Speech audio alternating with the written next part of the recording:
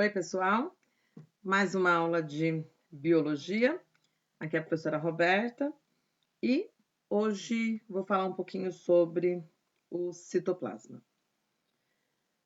Aqui nós vamos estudar células eucarióticas, ok? Você vai lembrar que tem células eucarióticas e procarióticas, onde as procarióticas são aquelas que não têm membranas internas, não têm núcleo. Mas como está aqui na imagem, né, está dividida aí a célula vegetal e a célula animal, nós vamos estudar a célula eucariótica. Nessas células, o citoplasma, ele vai ocupar a maior parte de todo o volume celular, certo? Você vai lembrar de aulas anteriores que a gente estudou a membrana plasmática, que delimita essa célula. E aí, o citoplasma ele vai compreender, então, uma região, né, nessa célula, onde nós vamos ter muitas organelas inseridas, como você pode ver aí no desenho. Temos muitas organelas, tem ribossomo, tem mitocôndria, tem várias outras. Porém, o citoplasma ele também vai ser preenchido por um outro material, né, que é o material gelatinoso, que a gente chama de citosol. E também tem inclusões, que a gente vai ver direitinho o que é cada uma dessas estruturas.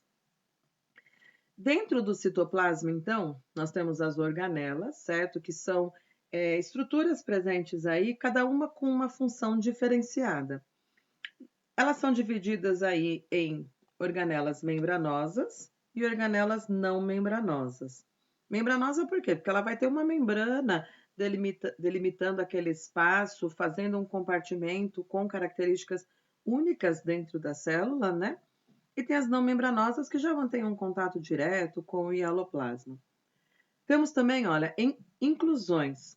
As inclusões, elas podem ser gotas de lipídios, tá? Podem ser gotas de grânulos de proteínas, podem ser pigmentos que essas células apresentam, podem ser alguns cristais, podem ser minerais, restos de organela. Então, tudo que tiver ali meio disperso nesse citosol, que não seja uma organela, nós tratamos como inclusões. E por fim, a maior parte, né, desse citosol, desse citoplasma, que ele é preenchido pelo citosol. Citosol a gente também chama de hialoplasma. Esse hialoplasma, a gente fala que é o recheio, né, da célula, recheio do citoplasma. É nele que estão mergulhadas, né, todas essas organelas. Ele é um material viscoso, tá? Ele é um material que não tem uma forma definida, ele é um material transparente. Por quê? Porque ele é composto basicamente de água, né? E muitas substâncias aí que estão dissolvidas nessa composição, tá bom? Além de preencher o espaço celular, porque às vezes pode imaginar assim, tá bom, ele serve para preencher os espaços não ocupados pelas organelas. Porém, ele é importantíssimo, tá? É importante que esse espaço realmente seja preenchido pelo citosol, porque é ali que acontecem muitas reações químicas. A gente sabe que muitas reações químicas aí do metabolismo são realizadas na presença da água. E esse material é composto por água, então o citosol é indispensável numa célula. Por se tratar de um material aquoso, né, ele não é estático, então ele apresenta movimento. E aí esse movimento nós chamamos de ciclose, tá? Esse movimento, a ciclose, ela é mais facilmente observada em células vegetais. Porém, as células, em geral, as células apresentam esse movimento de ciclose, que é o quê? Esse movimento do hialoplasma, né, e transportando aí algumas substâncias, deslocando, mesmo que não bruscamente, né, mas movimenta sim as organelas que estão inseridas nele, mas ele também vai sofrer, né, o movimento dele vai sofrer interferência aí por diferença de temperatura, diferença de luminosidade, ausência de oxigênio, alguns anestésicos vão interromper esses movimentos do próprio citosol. As células eucarióticas, especialmente, tá? Por quê? Porque essa estrutura agora, o citoesqueleto, não é presente nas células procarióticas. Então, exclusividade aí de células eucarióticas. Citoesqueleto é uma estrutura formada basicamente por proteínas, tá? São fibras aí de proteínas, onde essas fibras, né, elas estão associadas à manutenção da atividade celular. Elas também vão auxiliar no crescimento da célula, na divisão da célula, direcionando os cromossomos para onde ele tem que ir, por exemplo. Tá?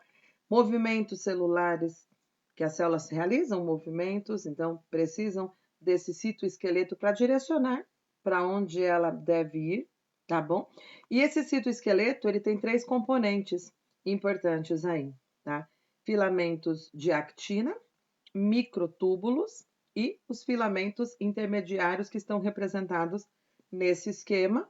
E do lado você tem uma imagem de microscopia, claro que foi colorida artificialmente, mas evidenciando essas fibras, mostrando, né, essa sustentação dessa célula, determinando o formato que ela tem.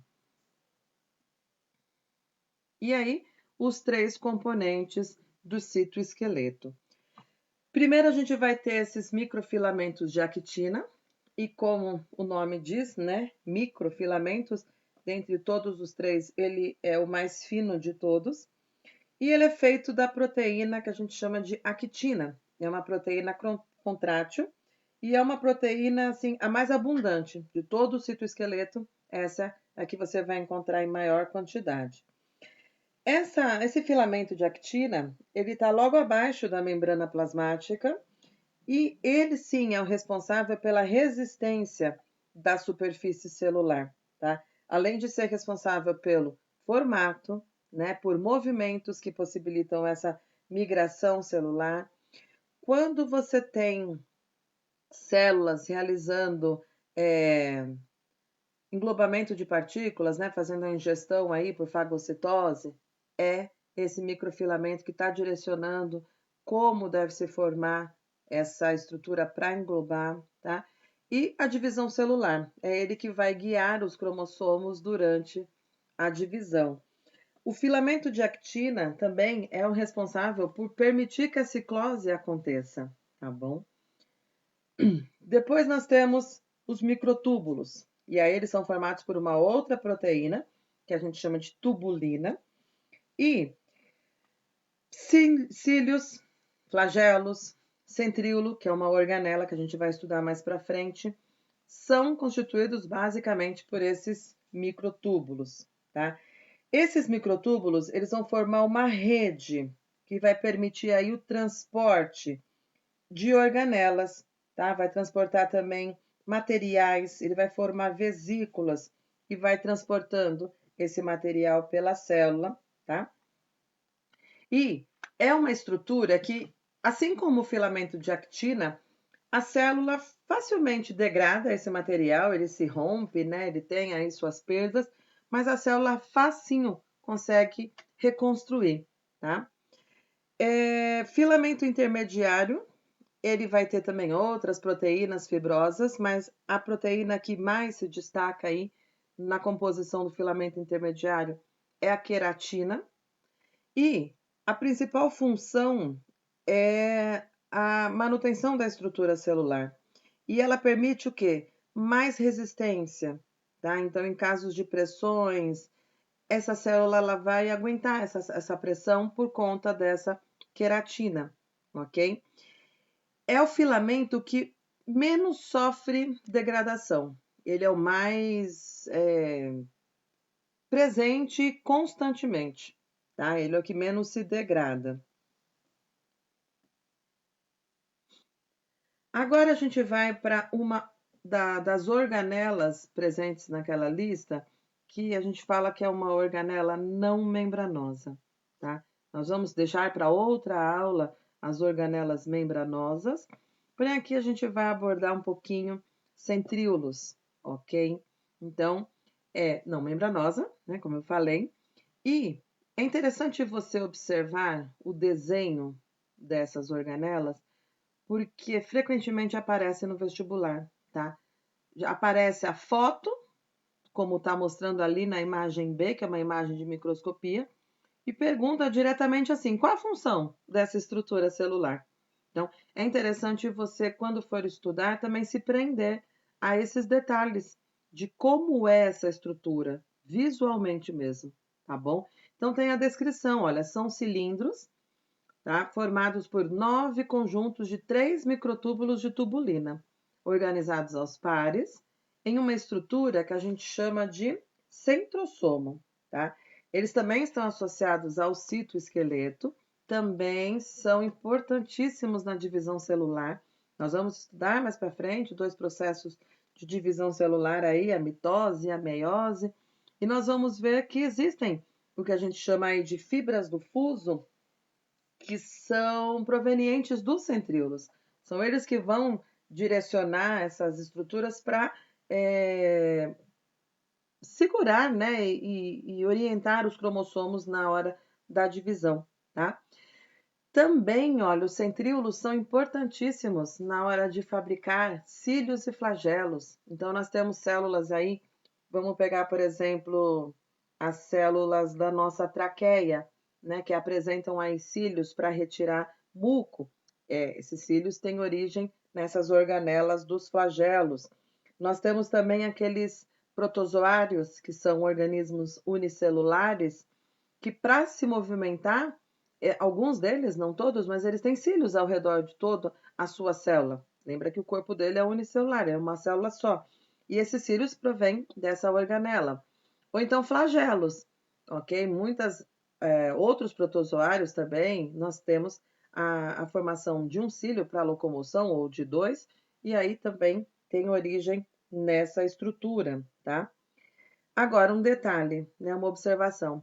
Centríolo é uma organela encontrada nas células eucarióticas, ok?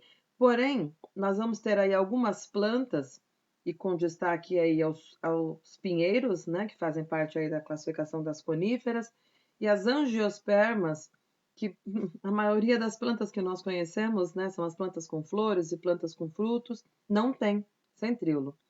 Os fungos, lembra, eles também são seres eucariontes, as células também têm organelas membranosas e não membranosas, têm núcleo, porém centríolo, em muitos desses fungos, ele é inexistente, ok?